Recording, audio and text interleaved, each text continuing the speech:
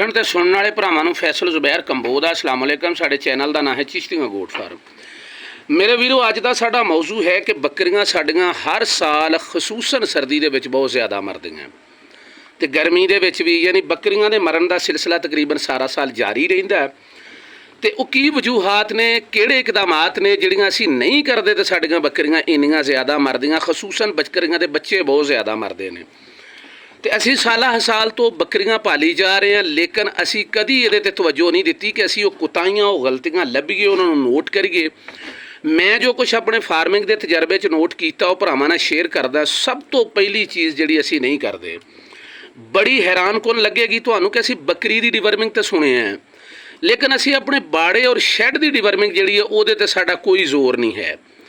यानी अगर बकरी दे कीड़े पेट दे अंदर दे बाहर दे असीं खत्म कर भी दईए ते बकरी दे अगर शैड दे विच, फार्म दे विच, ज़मीन ते दीवारां ते उपर कीड़े चिच्चड़ पिसू होणगे ते मेरा नहीं ख्याल कि असीं अपनी बकरी दी डिवर्मिंग पूरा साल मुकम्मल कर सकते हैं। खास ही जिन्नी मर्जी दवाई इस्तेमाल कर लिए, जो मर्जी कर लिए, तुसी मेरी गल गारंटी दे नाल लिख लो कि जब तक असी बकरी दे शैड नूं, बकरी दे फार्म नूं, उहदियां दीवारां, कंधां, छत्तां नूं असी डिवर्म नहीं कर लेंदे, असी कदी भी अपनी बकरी दी डिवर्मिंग जिहड़ी है उहनूं असी मुकम्मल नहीं कर सकते। सब तो पहलों भरावां नाल ये तरीका शेयर करांगे कि तुसी अपने शैड की डिवर्मिंग किद्दां करनी हो। और ये इन्नी अहम है कि मैं गारंटी दे देना भरावां नूं कि अगर तुसी अपनी बकरी का शैड, फार्म जिहड़ा उहनूं डिवर्म कर लेंदे हो, उहनूं कीड़े मकोड़ियां, जूआं, चिचूआं, चिचड़ां, पिसूआं वगैरह तो पाक कर लेंदे हो, तो मैं गारंटी देना कि समझ लो 90% तुहाडी बकरी की भी डिवर्मिंग आटोमैटिक हो गई। ਉਹਦੇ ਵਿੱਚ नाजरीन ਜਿਹੜਾ ਅਸੀਂ ਜ਼ਹਿਰ ਜਾਂ चीज़ इस्तेमाल करनी और साल 'ਚ किन्नी दफ़ा इस्तेमाल करनी है ਉਹਦੇ 'ਤੇ ज़रा गौर ਨਾਲ ਤੁਸੀਂ ਸੁਣ ਲੈਣਾ। मैं साला साल तो नोट करता आ रहा कि ਜਿਹੜੀਆਂ ਅਸੀਂ पुराने ਜ਼ਹਿਰ इस्तेमाल करते सी हजे भी मार्केट 'ਚ ਅਸੀਂ ਉਹੋ ही करी जा रहे हैं। एक्टोफॉन है, नेगावान है, सैगावान है, जर्मन का एक फेडोना है, ये सारे मैं इस्तेमाल करके वेखे, लेकिन हुण कुव्वत मुदाफ़ित कीड़ियां की बहुत बढ़ गई है, ये नाल कंट्रोल नहीं होंदे। मैं भरावां दे नाल एक शेयर करदा वां, अली अकबर कैमिकल वालियां दा ਜ਼ਹਿਰ है, ਉਹਦਾ नाम है गार्डियन। अली अकबर कैमिकल वालियां दा ਜ਼ਹਿਰ गार्डियन। ਇਹ ਜਿਹੜਾ ਵਾ ਇਹ ਤੁਸੀਂ ਇੱਕ ਪੁੜੀ ਉਹਨਾਂ ਦੀ ਮਿਲਦੀ 350 रुपए ਦੀ, ਇਹਨੂੰ 10 ਲੀਟਰ ਪਾਣੀ ਦੇ ਵਿੱਚ ਇਸਤੇਮਾਲ ਕਰਨਾ। अगर ਤੁਹਾਡਾ ਸ਼ੈੱਡ ਔਰ ਫਾਰਮ ਇੱਕ ਕਨਾਲ ਦਾ ਤੇ ਸਿਰਫ 2 ਪੈਕਟ ਤੁਹਾਡੇ ਲੱਗਣਗੇ और ਇਹਦੇ ਨਾਲ ਤੁਸੀਂ ਆਪਣਾ ਫਾਰਮ ਜਿਹੜਾ ਡਿਵਰਮ ਕਰ ਸਕਦੇ ਹੋ। यानी 20 लीटर पानी ਦੇ ਵਿੱਚ ਸਪਰੇ ਵਾਲੀ ਟੈਂਕੀ ਦੇ ਵਿੱਚ ਤੁਸੀਂ ਇਹਨੂੰ ਪਾਣਾ ਹੈ। और ये एडा ज़बरदस्त ਜ਼ਹਿਰ है मेरे वीरों कि ਇਹਦੇ ਨਾਲ समझ लो कि ਤੁਹਾਡਾ तकरीबन 3-3.5 महीने, बल्कि 6 महीने होंगे, लेकिन मैं ਤੁਹਾਨੂੰ ਮੁਹਤਾਤ दस रहा कि 4 महीने तो बिल्कुल ਤੁਹਾਡੇ फार्म ਦੇ ਵਿੱਚ ਜਿਹੜਾ ना कोई चीज़ नज़र नहीं आएगी।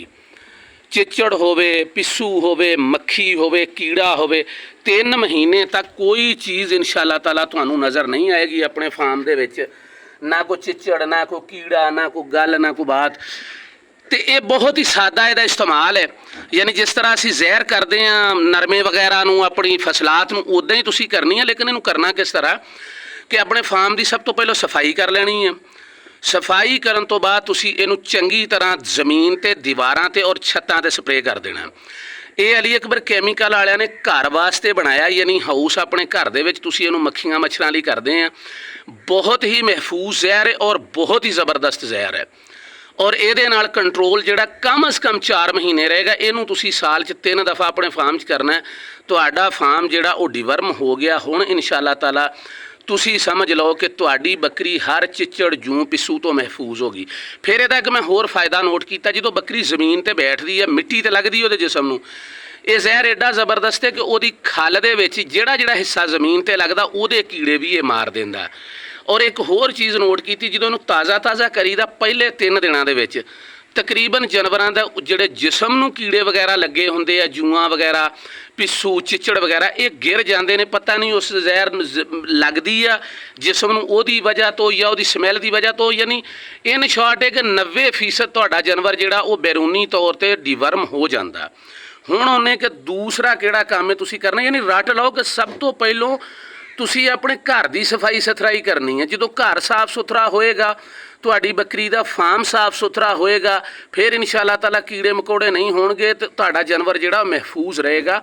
ਸਭ ਤੋਂ ਪਹਿਲੋਂ ਡੀਵਰਮਿੰਗ ਕਰਨੀ ਹੈ ਆਪਣੇ ਸ਼ੈੱਡ ਔਰ ਬਾੜੇ ਦੀ, ਸਾਲ 'ਚ 3 ਦਫਾ ਕਰਨੀ ਆ, ਔਰ ਸਭ ਤੋਂ ਜ਼ਿਆਦਾ ਅਹਿਮੀਅਤ ਇਹਨੂੰ ਦੇਣੀ ਆ।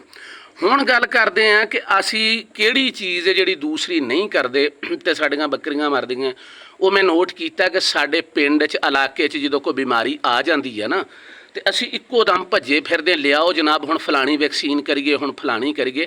ਹਾਲਾਂਕਿ ਇਹ ਤਰੀਕਾ ਸਿਰੇ ਤੋਂ ਹੀ ਗਲਤ ਹੈ, ਕਿਉਂਕਿ ਵੈਕਸੀਨੇਸ਼ਨ ਦਾ ਅਮਲ ਕਿਸੇ ਵੀ ਬਿਮਾਰੀ ਨੂੰ ਰੋਕਣ ਲਈ ਹੁੰਦਾ, ਨਾ ਕਿ ਮੈਡੀਸਨ ਹੁੰਦੀ ਹੈ ਕਿ ਅਗਰ ਉਹ ਬਿਮਾਰੀ ਆ ਗਈ ਆ ਤੇ ਉਹਨੂੰ ਜਿਹੜਾ ਰੋਕ ਲਏਗੀ। ਨਹੀਂ, ਇਹ ਤੁਹਾਨੂੰ ਪਹਿਲੋਂ ਕਰਨਾ ਪਏਗਾ ਬਿਮਾਰੀ ਦੇ ਆਉਣ ਤੋਂ। ਮੈਂ ਨੋਟ ਕਰਦਾ ਪਿਆ ਪਿਛਲੇ ਕਈ ਸਾਲਾਂ ਤੋਂ ਹੁਣ ਨਾ ਤੇ PPR ਦੀ ਆਮਦ ਦਾ ਕੋਈ ਟਾਈਮ ਹੈ, ਨਾ CCPP ਦਾ ਕੋਈ ਟਾਈਮ ਹੈ, ਨਾ ETV ਦਾ ਕੋਈ ਟਾਈਮ ਹੈ। ਇਹ ਉਦੋਂ ਹੀ ਪਤਾ ਲੱਗਦਾ ਜਦੋਂ ਵਾੜਿਆਂ 'ਚ ਪਿੰਡਾਂ 'ਚ ਆਣ ਵੜਦੀ ਹੈ ਤੇ ਜਾਨਵਰਾਂ ਦੀਆਂ ਢੇਰੀਆਂ ਲਾ ਕੇ ਸਾਈਡ ਤੇ ਹੋ ਜਾਂਦੀ ਹੈ। ਇਹਦਾ ਤੁਸੀਂ ਮੇਰੇ ਵੀਰੋ ਇਹ ਕਰਨਾ, ਅੱਜ ਤੁਸੀਂ 19 ਤਾਰੀਖ 9ਵਾਂ ਮਹੀਨਾ 10ਵੇਂ 2023 ਨੂੰ ਮੇਰੀ ਵੀਡੀਓ ਸੁਣਦੇ ਪਏ ਹੋ। ਵੀਡੀਓ ਸੁਣਨ ਤੋਂ ਬਾਅਦ ਜਿਹੜਾ ਤੁਸੀਂ ਪਹਿਲਾ ਕੰਮ ਕਰਨਾ ਉਹ ਇਹ ਹੈ ਕਿ ਤਕਰੀਬਨ 90% 80% ਤੁਹਾਡੇ ਜਾਨਵਰ ਜਿਹੜੇ ਉਹ ਗੱਭਣ ਹੋਣੇ ਨੇ, ਕਿਉਂਕਿ 11ਵਾਂ 12ਵਾਂ ਔਰ ਪਹਿਲਾ ਮਹੀਨਾ ਇਹ ਜਿੰਨਾ ਵੀ ਪਰਹੇਜ਼ ਕਰ ਲਓ ਤੁਹਾਡੀਆਂ ਬੱਕਰੀਆਂ ਇਹਦੇ ਵਿੱਚ ਸੂ ਹੀ ਪੈਂਦੀਆਂ, ਕਿਉਂਕਿ ਕੁਦਰਤੀ ਅਮਲ ਹੈ, ਉਹ ਗੱਭਣ ਹੋ ਹੀ ਜਾਂਦੀਆਂ। ਸਭ ਤੋਂ ਪਹਿਲੋਂ ਤੁਸੀਂ ਜਿਹੜਾ ਕੰਮ ਕਰਨਾ, ਔਰ ਦੂਸਰਾ ਕੰਮ, ਪਹਿਲਾ ਡੀਵਰਮਿੰਗ ਦੱਸਿਆ, ਦੂਸਰਾ ਕੰਮ ਪ੍ਰੋਜੈਸਟਰੋਨ, ਇੱਕ ਟੀਕਾ ਮਿਲਦਾ ਪ੍ਰੋਜੈਸਟਰੋਨ, ਮਸ਼ਹੂਰ ਟੀਕਾ, ਔਰ ਇਹਦਾ ਮਕਸਦ ਹੁੰਦਾ ਇਹ ਬੱਕਰੀ ਦੇ ਹਮਲ ਨੂੰ ਨਹੀਂ ਗਿਰਨ ਦਿੰਦਾ, ਉਹਦੇ ਇਹ ਸਿਸਟਮ ਨੂੰ ਮਜ਼ਬੂਤ ਕਰਦਾ ਹੈ। ਇਹ ਹਾਰਮੋਨਸ ਹੁੰਦੇ ਨੇ ਜਿਹੜੇ ਬੱਕਰੀ ਦੇ ਹਮਲ ਦੇ ਗਿਰਨ ਦੇ ਚਾਂਸਸ ਨੂੰ ਬਹੁਤ ਕਮ ਕਰ ਦਿੰਦੇ ਨੇ। ਸਭ ਤੋਂ ਪਹਿਲੋਂ ਤੇ ਤੁਸੀਂ ਆਪਣੀ ਮਣ ਦੀ ਬੱਕਰੀ ਨੂੰ 4 ਤੋਂ 5 ਸੀਸੀ ਇਹ ਲਾਣਾ। ਜੋ ਹੀ ਮੇਰੀ ਵੀਡੀਓ ਸੁਣੋ ਇਹ ਲਾਣਾ ਔਰ ਇਸ ਅਮਲ ਨੂੰ ਸ਼ੁਰੂ ਕਰਨਾ। 48 ਘੰਟੇ ਬਾਅਦ ਪ੍ਰੋਜੈਸਟਰੋਨ ਲਾਉਣ ਤੋਂ ਜਿਹੜੀ ਤੁਸੀਂ ਪਹਿਲੀ ਵੈਕਸੀਨੇਸ਼ਨ ਕਰਨੀ ਆ ਉਹਦਾ ਨਾਂ ਹੈ PPR। 48 ਘੰਟੇ ਬਾਅਦ ਤੁਸੀਂ PPR ਕਰਨੀ ਹੈ। ਔਰ ਇਹ ਕਿਉਂ ਪ੍ਰੋਜੈਸਟਰੋਨ ਲਾਣਾ, ਉਹਦੀ ਤੁਹਾਨੂੰ ਵਜ੍ਹਾ ਦੱਸ ਦਿੱਤੀ। ਜਦੋਂ ਤੁਸੀਂ PPR ਦੀ ਵੈਕਸੀਨ ਕਰ ਦੋਗੇ, PPR ਦੀ ਵੈਕਸੀਨ ਤੋਂ ਕਮ ਅਜ਼ ਕਮ 15 ਦਿਨ ਬਾਅਦ, ਯਾਨੀ 16 17 18 19 ਦਿਨ ਦੇ ਵਿੱਚ ਤੁਸੀਂ ਦੂਸਰੀ ਵੈਕਸੀਨ ਜਿਹੜੀ ਆ ਉਹ ਜ਼ਰੂਰ ਕਰਨੀ ਹੈ। ਉਹਦਾ ਨਾਂ CCPP। ਔਰ ਇਹ ਉਹ ਮਰਜ਼ ਹੈ ਜਿਹਨੂੰ ਅਸੀਂ ਸਰਦੀ ਦੇ ਵਿੱਚ ਅਮੂਮਨ ਸਮਝਦੇ ਕਿ ਸ਼ਾਇਦ PPR ਹੈ, ਲੇਕਿਨ ਨਹੀਂ, ਕਿਉਂਕਿ ਇਹਦੇ ਨਾਲ ਵੀ ਮੂੰਹ ਤੇ ਛਾਲੇ ਜੇ ਨਿਕਲ ਆਉਂਦੇ ਤੇ PPR ਲੱਗਦੀ, ਲੇਕਿਨ PPR ਹੁੰਦੀ ਨਹੀਂ। ਇਹ ਦਰ ਹਕੀਕਤ ਇੱਕ ਬਹੁਤ ਜ਼ਬਰਦਸਤ ਨਮੂਨੀਏ ਦਾ ਅਟੈਕ ਹੁੰਦਾ ਜਿਹਦੇ ਨਾਲ ਜਾਨਵਰ ਮਰਦੇ। ਜਦੋਂ ਤੁਸੀਂ PPR ਦੀ ਵੈਕਸੀਨ ਕਰ ਲੈਣੀ ਆ, ਉਹਦੇ 15 ਦਿਨ ਤੋਂ ਬਾਅਦ ਤੇ 20 ਦਿਨ ਤੋਂ ਪਹਿਲੋਂ ਤੁਸੀਂ CCPP ਦੀ ਵੈਕਸੀਨ ਕਰ ਦੇਣੀ ਹੈ। ਮੇਰੇ ਵੀਰੋ, ਇਹ ਵੈਕਸੀਨ ਜਿਹੜੀਆਂ ਤੁਹਾਨੂੰ ਦੋ ਦੱਸੀਆਂ ਨੇ, PPR ਔਰ CCPP, ਇਹ 1 ਸਾਲ ਵਾਸਤੇ ਹੁੰਦੀਆਂ, ਲੇਕਿਨ ਤੁਸੀਂ ਇਹਦਾ ਅਮਲ ਇਸ ਤਰ੍ਹਾਂ ਕਰਨਾ ਕਿ 1.5 ਸਾਲ ਦੇ ਵਿੱਚ 3 ਦਫਾ ਤੁਸੀਂ ਜਿਹੜਾ ਇਸ ਅਮਲ ਨੂੰ 2 ਦਫਾ 1.5 ਸਾਲ ਦੇ ਵਿੱਚ 2 ਦਫਾ ਇਸ ਅਮਲ ਨੂੰ ਦੁਹਰਾਉਣਾ।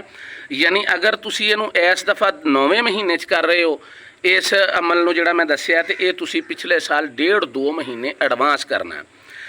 ਤੀਸਰੇ ਨੰਬਰ ਤੇ ਤੁਸੀਂ ਕੀ ਕਰਨਾ, ਤੀਸਰੇ ਨੰਬਰ ਤੇ ਜਿਹੜੀ ਵੈਕਸੀਨ ਕਰਨੀ ਉਹ ਵੀ ਬਿਲਕੁਲ ਉਸੇ ਤਰ੍ਹਾਂ, ਯਾਨੀ CCPP ਤੋਂ ਬਾਅਦ 15 ਦਿਨ ਤੋਂ 20 ਦਿਨ ਦੇ ਦਰਮਿਆਨ ਉਹ ਤੁਸੀਂ ਕਰਨੀ ETV ਦੀ ਵੈਕਸੀਨ। ETV ਮੇਰੇ ਵੀਰੋ 6 ਮਹੀਨੇ ਵਾਸਤੇ ਹੁੰਦੀ ਹੈ। ਇਹ ਤੁਸੀਂ ਸਾਲ ਦੇ ਵਿੱਚ 3 ਦਫਾ ਕਰਨੀ ਹੈ। ਇਹ ਤੁਸੀਂ ਖੁਦ ਡਿਵਾਈਡ ਕਰ ਲੈਣਾ 4-4 ਮਹੀਨੇ ਤੇ, ਯਾਨੀ 1.5-2 ਮਹੀਨਾ ਇਹਨੂੰ ਐਡਵਾਂਸ ਕਰਨਾ। ਉਹਦੇ ਨਾਲ ਤੁਹਾਡੇ ਜਾਨਵਰ ETV ਦੇ ਨਾਲ ਨਹੀਂ ਮਰਨਗੇ। ਇਹ 3 ਵੈਕਸੀਨੇਸ਼ਨਸ ਹੋ ਗਈਆਂ। ਜਦੋਂ ਤੁਸੀਂ ਇਹਨਾਂ ਨੂੰ ਮੁਕੰਮਲ ਕਰ ਲੈਣਾ ਤੇ ਐਂਡ ਦੇ ਉੱਤੇ ਫੇਰ ਜਿਹੜਾ ਵਾ, ਯਾਨੀ ਮਸਲਨ ਆਖਰੀ ਤੁਸੀਂ ਵੈਕਸੀਨ ETV ਦੀ ਲਾਉਂਦੇ ਹੋ, ETV ਦੀ ਵੈਕਸੀਨੇਸ਼ਨ ਕਰਨ ਤੋਂ 5 ਤੋਂ 6 ਦਿਨ ਬਾਅਦ ਤੁਸੀਂ 1 ਦਫਾ ਫੇਰ ਆਪਣੇ ਜਾਨਵਰਾਂ ਨੂੰ ਪ੍ਰੋਜੈਸਟਰੋਨ ਲਾਜ਼ਮੀ ਲਾ ਦੇਣਾ ਵਾ। ਇਹ 2 ਦਫਾ ਜਦੋਂ ਲੱਗ ਜਾਏਗਾ ਤੇ ਇਹਦਾ ਮਤਲਬ ਹੈ ਕਿ ਇਨਸ਼ਾਅੱਲਾ ਤਾਲਾ ਹੁਣ ਤੁਹਾਡੀ ਬੱਕਰੀ ਦੇ ਹਮਲ ਗਿਰਨ ਦਾ ਬਹੁਤ ਹੀ ਕਮ ਚਾਂਸ ਰਹਿ ਜਾਏਗਾ, ਬਲਕਿ ਮੇਰੇ ਤਜਰਬੇ ਦੇ ਮੁਤਾਬਕ ਤੇ ਅਲਹਮਦੁਲਿਲਾ ਉਸ ਤੋਂ ਬਾਅਦ ਕਦੀ ਵੀ ਹਮਲ ਨਹੀਂ ਗਿਰਿਆ।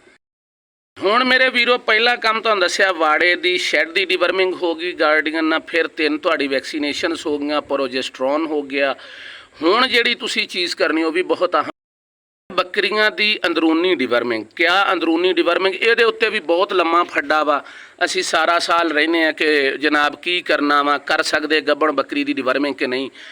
ਤੇ ਮੈਂ ਭਰਾਵਾਂ ਨਾਲ ਸ਼ੇਅਰ ਕਰਦਾ ਚੱਲਾਂ। ਮੈਂ ਅੱਗੇ 2 ਵੀਡੀਓਜ਼ ਕੀਤੀਆਂ ਤਾਰੇ ਮੀਰੇ ਦੇ ਤੇਲ ਤੇ, ਲੇਕਿਨ ਕੁਝ ਬੰਦੇ ਬਾਰ-ਬਾਰ ਕਮੈਂਟ ਕਰਦੇ ਕਿ ਨਹੀਂ ਮਿਲਦੀ।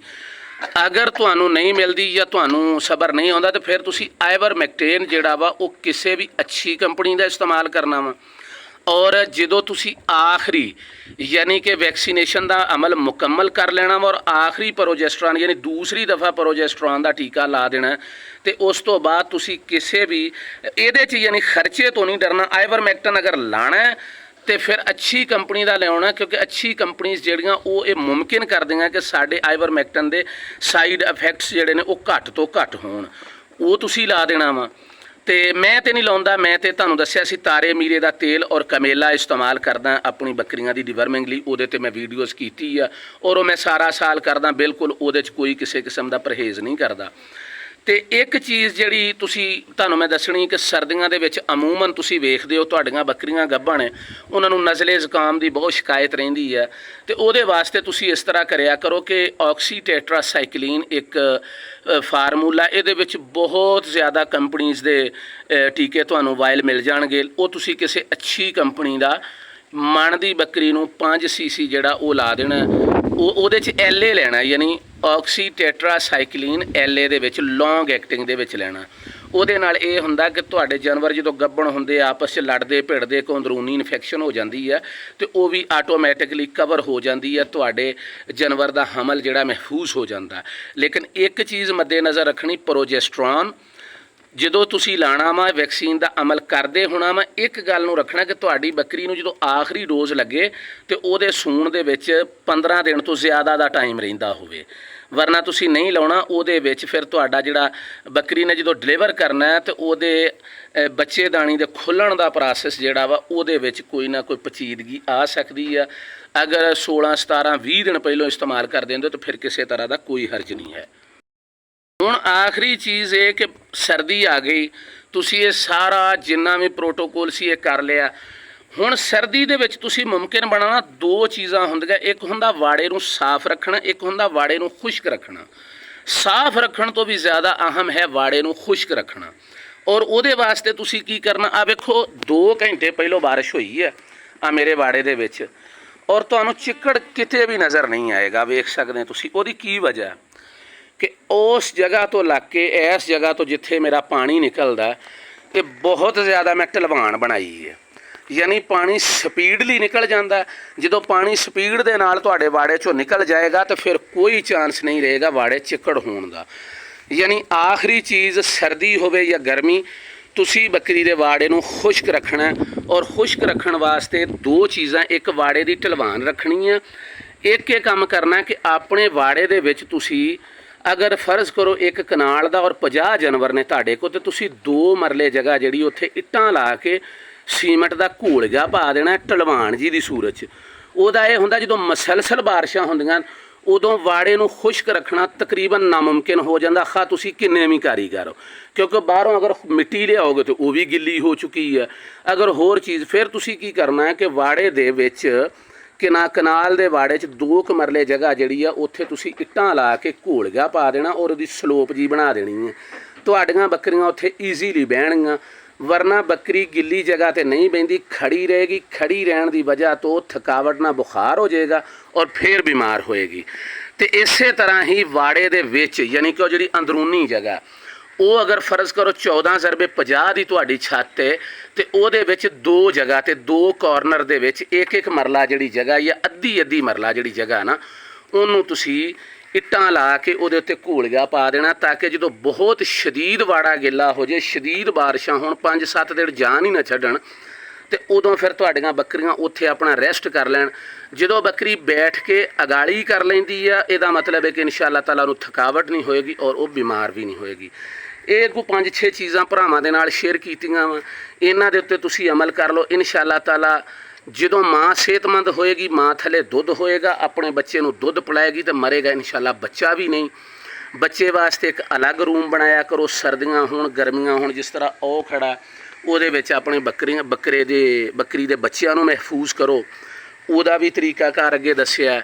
ਇਹ ਚੀਜ਼ਾਂ ਤੇ ਅਮਲ ਕਰਨ ਦੇ ਨਾਲ ਯਾਨੀ ਕਿ ਸਾਲ ਵਾਲੀ ਜਿਹੜੀ ਵੈਕਸੀਨ ਹੈ ਉਹਨੂੰ ਤੁਸੀਂ 1.5 ਸਾਲ 'ਚ 2 ਦਫਾ ਕਰਨਾ, ਜਿਹੜੀ 6 ਮਹੀਨੇ ਵਾਲੀ ETV ਦੀ ਹੈ ਉਹਨੂੰ ਤੁਸੀਂ ਸਾਲ 'ਚ 3 ਦਫਾ ਕਰਨਾ ਹੈ। ਪ੍ਰੋਜੈਸਟਰੋਨ ਦਾ ਤਰੀਕਾ ਦੱਸ ਦਿੱਤਾ, ਵਾੜੇ ਦੀ ਡਿਵਰਮਿੰਗ ਦਾ ਤਰੀਕਾ ਦੱਸ ਦਿੱਤਾ। ਕਰਨਾ ਹੁਣ ਮੇਰੇ ਵੀਰੋ ਤੁਸੀਂ ਆਪ, ਮੈਂ ਤੇ ਕਰ ਨਹੀਂ ਦੇਣਾ, ਤੇ ਉਮੀਦ ਇਨਸ਼ਾ ਤਾਲਾ ਤੁਸੀਂ ਜ਼ਰੂਰ ਕਰੋਗੇ ਔਰ ਅਗਰ ਇਹਨੂੰ ਫਾਲੋ ਕਰੋਗੇ ਤੇ ਤੁਹਾਡੇ ਜਾਨਵਰਾਂ ਦੀ ਅਮਵਾਤ ਜਿਹੜੀ ਇਨਸ਼ਾ ਤਾਲਾ ਨਾ ਹੋਣ ਦੇ ਬਰਾਬਰ ਹੋ ਜਾਣਗੀਆਂ। ਮਿਲਦੇ ਨਾਜ਼ਰੀਨ ਅਗਲੀ ਵੀਡੀਓ 'ਚ।